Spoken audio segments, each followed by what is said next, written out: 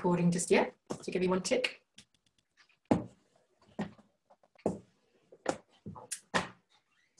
We're on. Okay, so hello everyone and welcome to the Shine Bright Team Training, a Gold Executive with a SIA. And today's topic is the 5 stages of duplication. Now, for those of us who've been in the industry for even a short time, we know what these are. And if we don't, well, we simply haven't been paying attention. But we are truly tapping into this process. It's very important.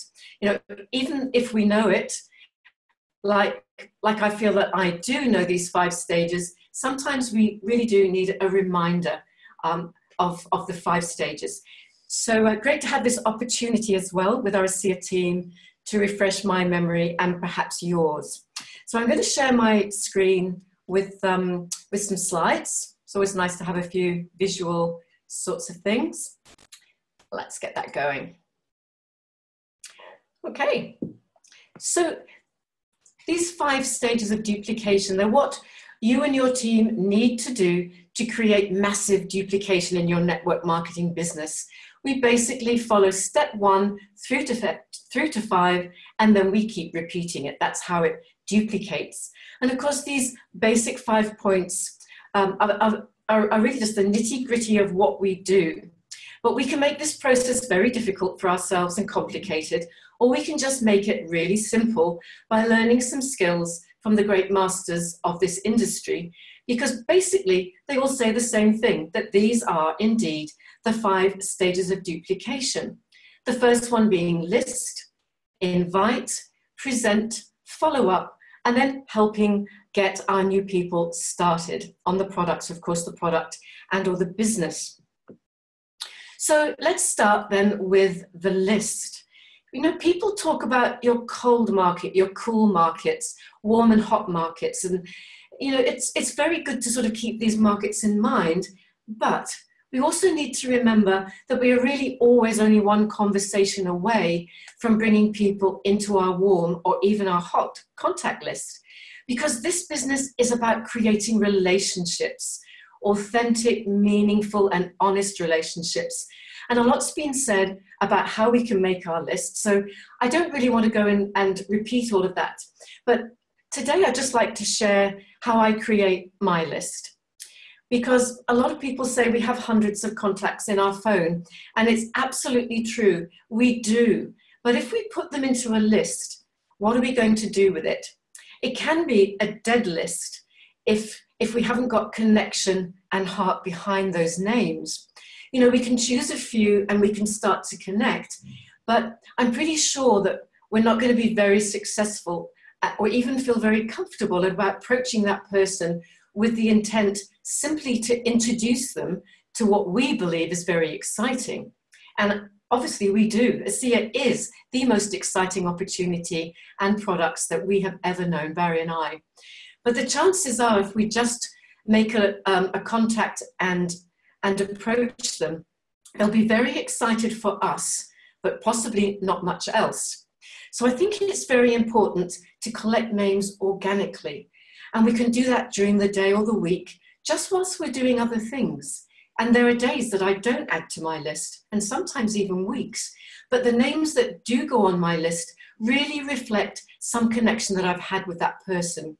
It might be something I've heard and need, or maybe a conversation I've had with them, or something someone else has said about them, or something I saw on social media, or sometimes just the fact that they've come into my mind and I put them on my list. So in order to collect names for our list like this, we have to remember we're networkers, because we've really got to go out and connect with people. That's our job, right? So I encourage you to get connected or remain connected with people. And that can be in person, it can be on social media, meeting people, talking to people generally, keeping our eyes open and our ear to the ground, and basically collecting names organically for our list with a real intent to help make a difference to people's lives. So we've started our list. Now, what do we do with it? Well, it's very important to keep adding to it so that it's a really living, organic list. Next, we need to make sure we highlight the top 10. and never work with more people than we can do justice to.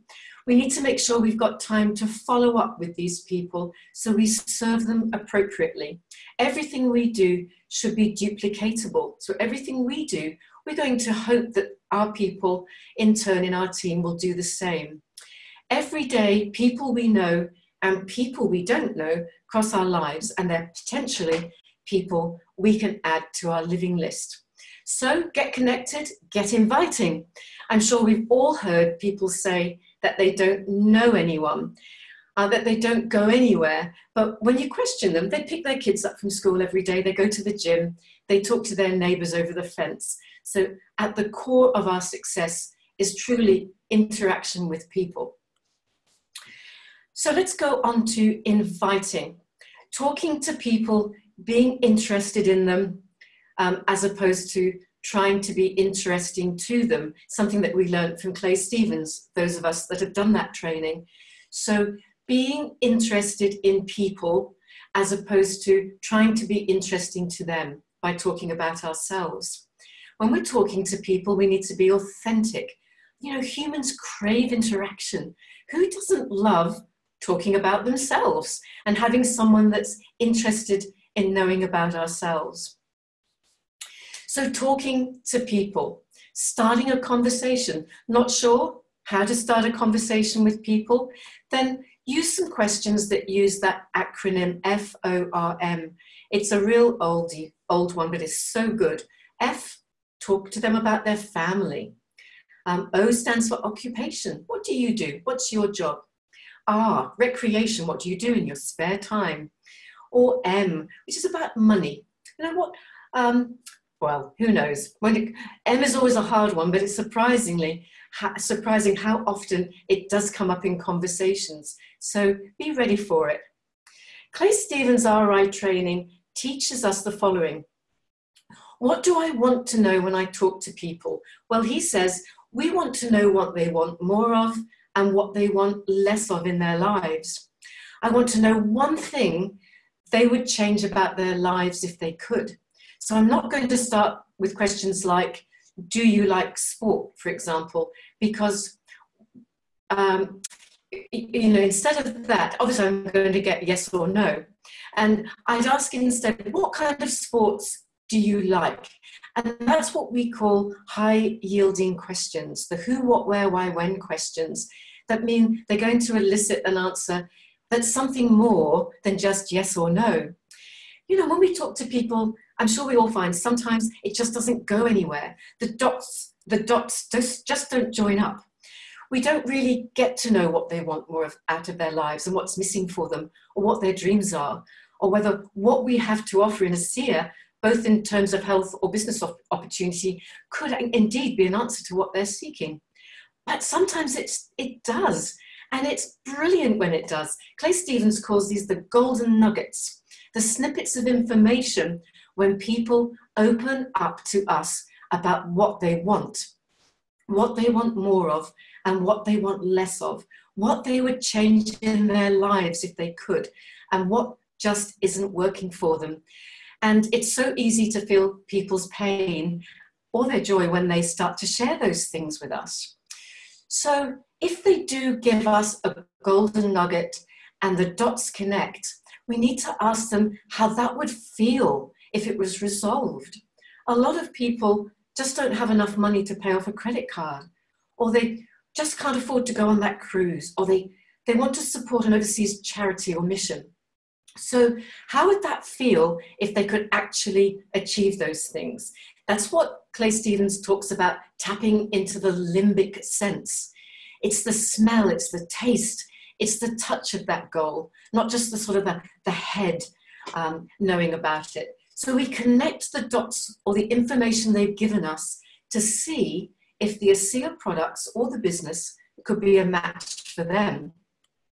And Clay again teaches us to ask them on a scale of 1 to 10. How badly do you want to make those changes? How badly would you like to pay off that credit card, go on that cruise, or be able to give money to a mission or a charity? So if they're serious, they're going to tell us. And if they are serious, tell them that you may have something that could interest them. But remember, we're still in the inviting stage of our conversation. Keep it short. Don't be tempted to present to them here. This is the time to invite, not to present. And part of inviting means to get their permission to send them some more information. Now that might be a video or a link, it might be to invite them to a live event or onto a Zoom call, but it's not the moment to wow them with your depth of knowledge of mitochondria. Yes, they may want to know what it's all about. So let them know you'll send them something and tell them that a presentation, in whatever form that might be, will tell them far more than you could do justice to in that particular moment. So let's take a little look here at the presentation. Let's be very brief on the product and business. Invite them to a presentation and get their permission to send them information. A golden rule, never send information to someone who hasn't registered an interest and given you permission, because that's actually called soliciting, and it's sort of unethical, really. It's also, more importantly, undermining the value of what we have to share. And that's something that means a lot to all of us, I know. And as particularly those who appreciate the enormous sacrifice made by the founders of ASEA to bring this product to the marketplace. So it gives a value to what we have to share. So what is a presentation? Well, it can be in many forms. It may be just meeting for a coffee or having lunch with them. Sometimes I like to show them a little video there. If you're meeting for a coffee, it might be, what would you like, a tea or a coffee? Let me go and get that for you. And here's my iPad. Just watch this 3-minute video, redoxlife.net. It's a little pique your interest video, or even the redoxlife.com, which actually also covers the business. It's very short. They're 3 to 4 minutes, both of them long. So you've got just time to go and order them a tea or a coffee and come back and sit down and say, what did you like best about that? So you may also invite them to one of our Zoom calls through Shine Bright. Tuesdays at 8 o'clock, the Redox Talks. On Wednesdays, of course, we have Expert in the House. You can actually get a diamond here presenting the ASEA product and opportunity to your people. You may just want to get them on a Zoom call with yourself or on a 3-way call with your sponsor or someone else you trust in the team. You might invite them to your home or to a larger event, or you may just send them a link to a video presentation, but always get their permission. So all of these things are defined as presenting to them in the first case.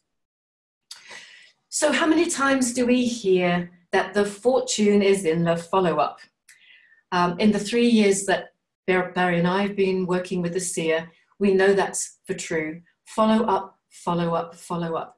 Sometimes we wonder how long it will take, but you know, people receive the information that we present to them and they may look at it or they may not. But one thing's for certain, they are expecting us to follow up, right? They're not really expecting to look at what we've sent them and then got on the phone and get back to us, because that's not really their job. Most people are expecting some customer care. They're expecting us to show them that they're important to us. And it is our job, if we're looking for business builders, to set an example of how we conduct ourselves in our business, something we will surely hope that they will duplicate if they join our team. So always set an appointment for the next follow-up when you're talking to the person. So for example, if you're about to send them a presentation by email, find out when they're going to watch it and arrange a time to give them a call to see if they have any questions. That way, when they see your number calling at the time you said you would, they'll remember, I did actually make an appointment to take this call, and they're much more likely to answer and talk to you because they made the appointment too. So Barry and I often find we get a bit of a bottleneck in our follow-up basket, that the same person, we're just following up and following up, but the fortune is in the follow-up. It's perfectly normal. We shouldn't be dismayed by it. If we keep following up with people unless they ask us not to. So how do we get people out of that follow-up process and into our business? Well, it's pretty simple. We need to know at the right time when they've got all the information that they need, and basically they've told you, I don't need any more information now, that we need to know how to ask for the business. Or sometimes it's called the close, although I don't really like the close. I like to think of it more as starting a relationship and a business with that person. But one thing's for sure, if the people don't know what their options are, they won't know how to say yes or no to what we have, whether that's product or the business. So, following up, make sure you know the product range, the prices and the enrollment packs and any promotions available. Make sure you know things like the options for purchasing, the retail, the preferred customer and associate options, and make sure, of course, that you know how to enroll someone in your virtual office. And if you've done your job well and have listened to what they want, what their dreams are, what they want from this business or from the products, you'll be able to make recommendations on both accounts. So for example, you might suggest a product user wishing to try the Renew 28 for just a few months, just sets up a preferred customer account with 2-tube auto-ship of Renew 28. That may be what that person is most comfortable with. Or you may suggest, of course, to a potential business builder that they create an associate with their loyalty rewards and so forth. But again, we all have that pesky little person that just wants to try one tube. So give them your personal website. Let them have it. Let them purchase a tube at retail. The process is going to be the same to follow up with them in our business. So our final stage, of course, in the duplication process is getting started training. So we have a new associate, someone who's interested now in sharing the product. So hopefully we've done an amazing job at communicating with them, finding out what they want, inviting them to learn about ASEA, presenting to them and following it up. And now they are ready to, like us, to get started. How do we help them? Well, we can just duplicate, they just duplicate what we did. And we can make sure we tap them into the wonderful resources we have available in the Shine Bright team to truly get them started in the training. So then what? Well, we just do it over and over again. So I guess all we have to do is to get back to that list.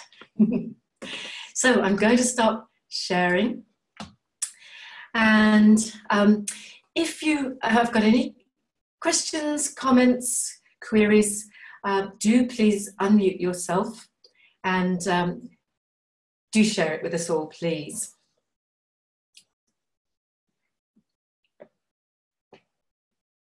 Perhaps a question. Who's yes? Somebody? Justin. Hey, Justin. That's Baby Joy talking. And Joy, not Justin and Nicole, right? Yeah.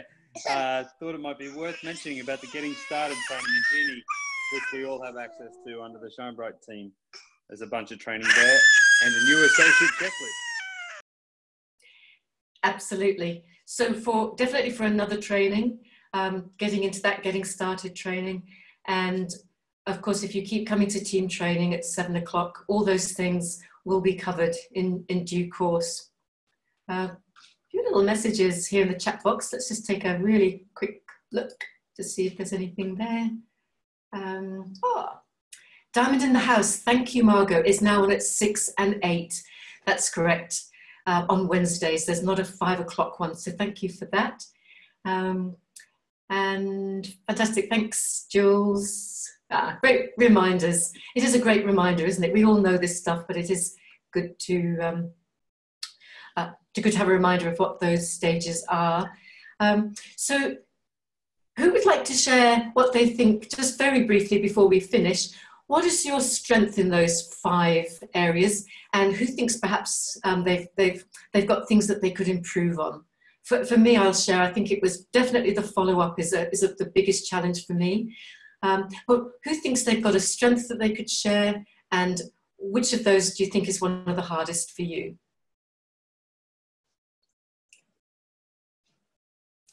Anyone like to share that and answer into those questions? Paula, it's Jane here. It's not necessarily a strength, but it's that that moment when you're having a conversation with someone. This happened to me this afternoon, chatting to somebody on the beach, as you do. And I'd just been finding out about her life and with no agenda at all. We were just chatting. And then it was like she talked about having a pain in her neck, and the whole conversation had been around stress things. What tips have you got from moving from, we're chatting about life in general, to could you be interested in this? Because I must admit, that's one of those areas where I'm great to talk to people, but I can sometimes freeze at that, oh, I've got an opportunity here. Oh my God, what do I say kind of thing. And I think that's something that's common for a lot of us. So yeah, if you've got any tips there, I'd love to hear them. So you're saying you were on the beach just chatting to somebody, and she shared with you that she had some health problems? Well, she was under a lot of stress, and she'd ended up with energy issues, and she had a pain in her neck. Now, I had a sample tube of Renew in my bag, and I sort of, in my dog walking bag, and I sort of said, oh, you might want to try putting this on your neck. And she said, oh, look, my hands are all wet and sandy, and it's, no, look, I won't. I said, and I actually did say to her, well, okay, that's fine. And she said, is it natural? And I said, oh, it's actually better than natural, it's native. But I didn't really tell her anything about it. But I said, well, but look, if you are interested, I can certainly send you some information. And she said, yeah, no, I'd be really interested in that. And I said, it's been quite amazing, some of the things I've seen with it, and I said, whether it's energy or whatever. So I just did a little bit of a teaser, I suppose, about what it was all about. But it's that moment that you kind of freeze and go, oh my God, there's an opening here. I just want to take it. But still focusing on them and what they need. And so I suppose it's that bridge that I'm looking for assistance with. And I think a lot of people find a challenge. I think that's really true. I think there's a couple of issues. One is how do you get from A to B with them, and the other part of it is, I think when we're authentic, and for Barry and I now, we talk about it all the time, but we feel like we have this kind of duty of care to share with people, because this is just the most amazing breakthrough technology. And it isn't about selling, or it is not about our business. It's not about us advancing in rank. It gets to a point, and I'm sure you are as well. It's that authentic desire to improve people's lives. And sometimes I find that little phrase, I just feel a sense of duty of care to share something with you. That's from the heart. And that can help occasionally. It's just a little something I pull out every now and again. And it can work. And on the other side, I think the Clay Stevens training, if anyone's thinking of doing RI training, please do it. I know Justin is still offering that opportunity for people to have that support. If you ever get the opportunity to actually get into a Clay Stevens training group, do it. Barry and I advanced in rank in 6 weeks from Director 700 to Silver doing that. And we went through the bronze momentum bonus during that time. And it was because something clicked for us. And it was the golden nuggets. It was the ability to listen and keep pulling out of people until you get to the heart of what they want to change. And then trying to find out, how badly do you want to change that? How does it feel, that condition that you have? How does it impact on your life or the life of your family that you've got these issues? And really waiting until the right time comes to say, if there was something that could change that, how would that feel? This is when we talk about the limbic system. How would it feel if you didn't have that skin condition, that whatever it is that they're sharing with you, if it is a health issue? And then it seems to be, it's like one small step at a time. People feed us. It's if we allow them to. It's like if we try to jump ahead and jump across the bridge, sometimes it just doesn't happen. So I don't know if that helps a little bit. I would say think one. No, I was just going to say, look, it does. I think, as you said, that being authentic and just keeping on focusing on them, and yeah, if there was something that would help, absolutely. Would you have a look at it? Yeah, I get that. I think my and I normally get there. It's just that kind of moment of freeze, as I said, and it's when you're having a conversation with which was not intended to be about a seer, but you're absolutely right. It's knowing that there's that duty of, I can't not tell you. I can't not tell you. I just feel so compelled to share this with you. Is great. It's a great tip. Thank you. I'm glad that helped.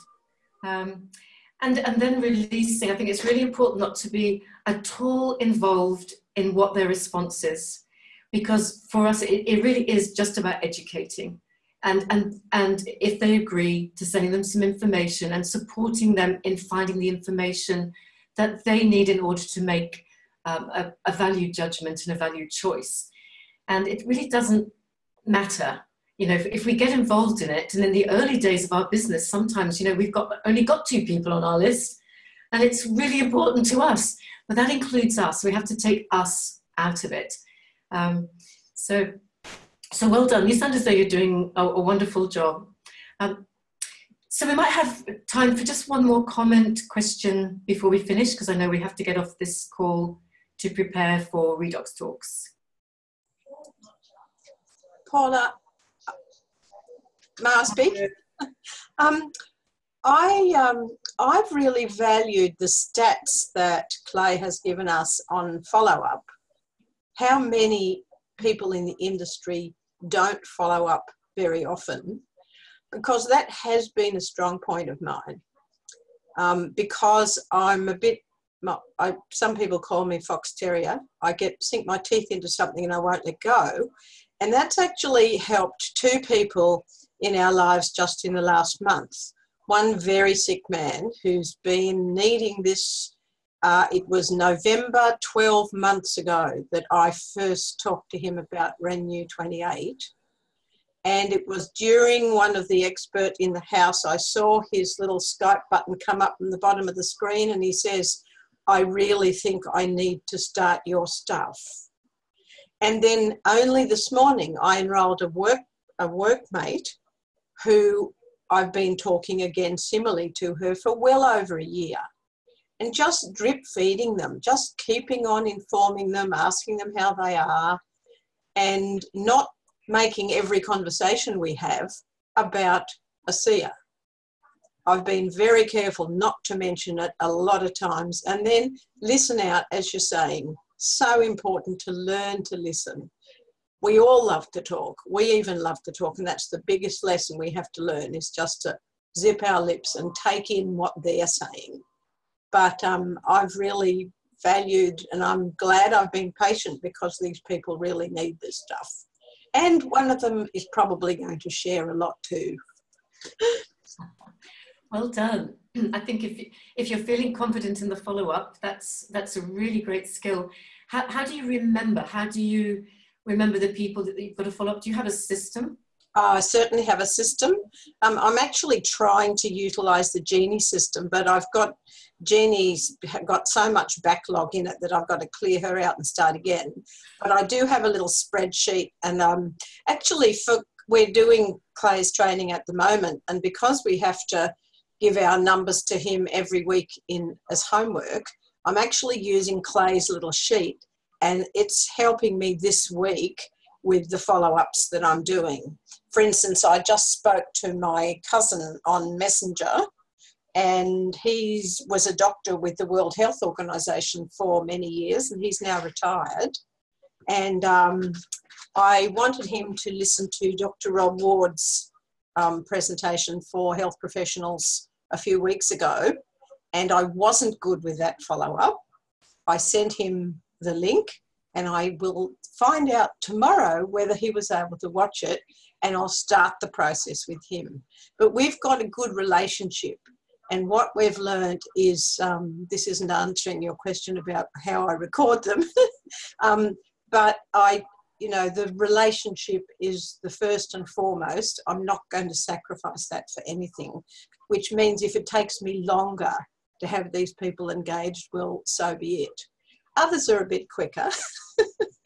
But yes, I keep very detailed spreadsheets of who I've said what to when, and I'm using their page in Genie a lot. I'm now making notes. Even when I do a messenger with somebody, I'm sometimes copying that note into the Genie box as well. Yeah, it's really useful, isn't it? Yeah, that's fantastic. Thank you so much for sharing that, Margot. Some great tips there. And also it's showing that if you're going to be good at the follow-up, you have to have a system behind it. So in each of those things, from list, invite, presenting and following up, they've all got to have a system behind them to get good at them. So I think with that said, we'll stop the recording now. And I wish you all a great evening. I'm guessing that we're coming back on Justin at 8 o'clock for Redox Talks, right? Jane's running Redox Talks tonight because I do have a little baby running amok here. But also I wanted to announce to everyone that as of tonight from 9 p.m. Brisbane time, which is 7 p.m. Western Australia and Singapore, Philippines time, we're going to have a Singapore support group just to help the group growing there and build that community. So I'll be on weekly going through different topics, basic training topics and questions and answers, that sort of stuff. So if you do have people in Singapore or Western Australia and parts of Asia that you'd like to tap into that group, you're welcome to join, and it's on this number. That'll be weekly starting from tonight. Great work, Paula. That's fantastic. Thanks, Justin. Is that nothing else you want to, no other notices from you? It's all cool. Okay, thanks everybody. Los Cabos. I know. 35 of our people are in Los Cabos enjoying themselves. So what a great goal to put it on your vision board next year. Go to Ascent and enjoy yourselves. It's absolutely So that's cool. Thanks, Justin. Thanks, everybody. Good night. Good night. Thanks.